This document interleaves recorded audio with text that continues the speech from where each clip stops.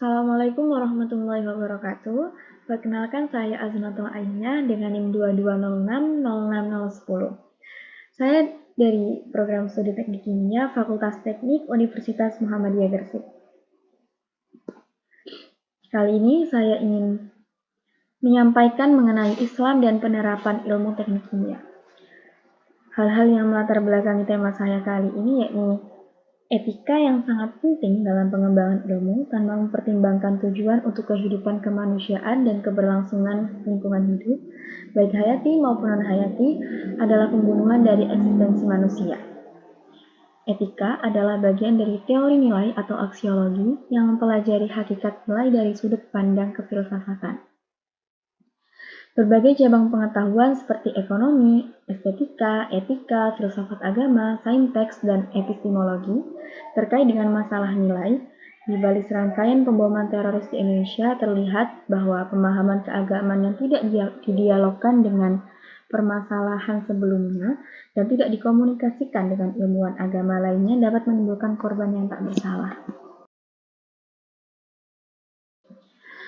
Rumusan masalah yang mendasari tema saya kali ini yakni yang pertama, apa sih pengertian Islam dengan ilmu? Selanjutnya, bagaimana perkembangan ilmu pengetahuan dalam Islam? Lalu, siapa tokoh-tokoh dalam ilmu teknik kimia dan apa ayat Al-Quran dan hadis yang relevan?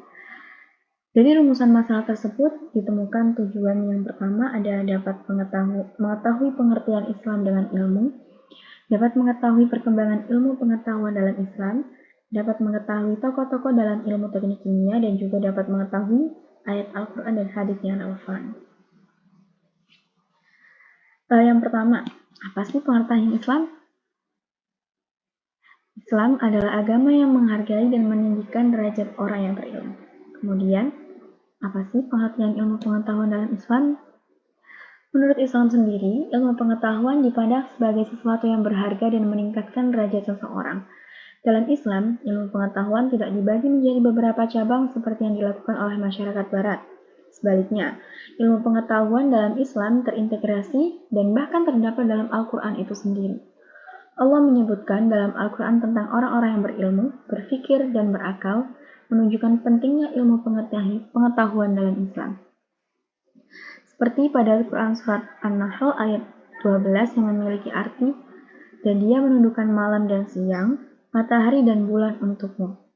Dan bintang-bintang itu ditundukkan pula untukmu dengan perintahnya. Sesungguhnya pada yang demikian itu benar-benar ada tanda-tanda kekuasaan Allah bagi kaum yang memahaminya. Selanjutnya pada Al-Quran Surat Ar-Ra'd ayat 4 yang memiliki arti, dan di bumi ini terdapat bagian-bagian yang berdampingan, dan kebun-kebun anggur, tanaman-tanaman dan pohon kurma yang bercabang dan yang tidak bercabang, disirami dengan air yang sama. Kami melebihkan sebagian tanaman-tanaman itu atas sebagian yang lain tentang rasanya. Sesungguhnya pada yang demikian itu terdapat tanda-tanda kebesaran Allah bagi kaum yang berpikir. Perkembangan ilmu pengetahuan dalam Islam. Pada masa keemasan Islam, ketika masyarakat Barat mengalami masa kesulitan, umat Islam mengalami masa keemasan dalam pengembangan ilmu pengetahuan. Mereka berhasil memperluas wilayah hingga Eropa dan melahirkan banyak ilmuwan yang aktif dalam riset serta menerjemahkan karya-karya filosofi ilmuwan Yunani.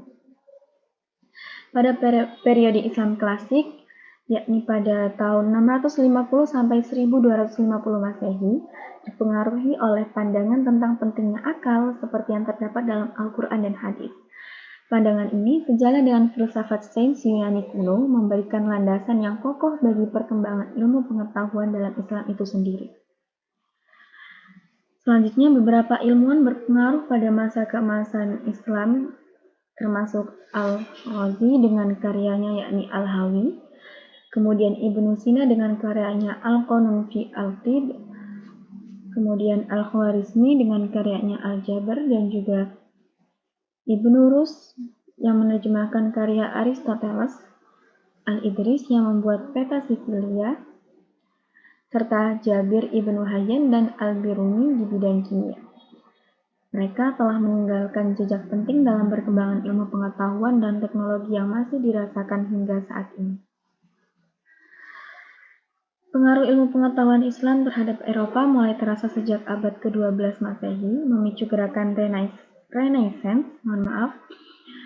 Kemudian masyarakat Barat mulai mengadopsi ilmu yang dikembangkan oleh umat Islam, walaupun Islam akhirnya terusir dari Spanyol. Selanjutnya, siapa sih tokoh-tokoh dalam ilmu teknik kimia? Yang pertama ada Jabir ibnu Hayyan atau Gibert. Jabir ibnu Hayyan sendiri lahir di Irak pada tahun 712 Masehi. Ia dikenal di Eropa dengan nama Gibert. Kemudian ada Ar-Razi. Ar-Razi lahir pada tahun 866 Masehi. Dalam karyanya berjudul Script of Script, Ar-Razi mampu membuat klasifikasi zat alam yang sangat bermanfaat. Kemudian ada Al-Majridi.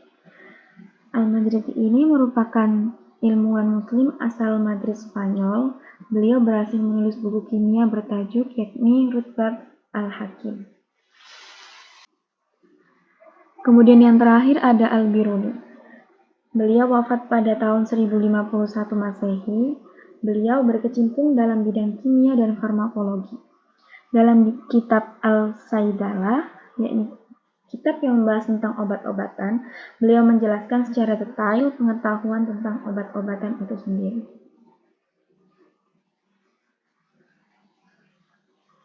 Baik, dari beberapa poin yang saya jabarkan sebelumnya, ada beberapa kesimpulan yang bisa diambil, yakni ilmu yang diharapkan dapat meminimalkan dan menghentikan perilaku penyimpangan dan kejahatan di masyarakat, serta mengembangkan kesadaran moral. Kemudian, ilmu juga diharapkan dapat membentuk individu yang memiliki moral dan akhlak yang baik, serta kewajiban menuntut ilmu telah diterangkan dalam Al-Quran dan hadis. Belajar merupakan kewajiban bagi setiap manusia, karena dengan belajar, manusia dapat meningkatkan kemampuan dirinya dan mengetahui hal-hal yang sebelumnya tidak diketahui. Kurang lebih itu saja yang bisa saya sampaikan mengenai materi Islam dan penerapan ilmu teknik kimia. Kurang lebihnya mohon maaf. Terima kasih. Wassalamualaikum warahmatullahi wabarakatuh.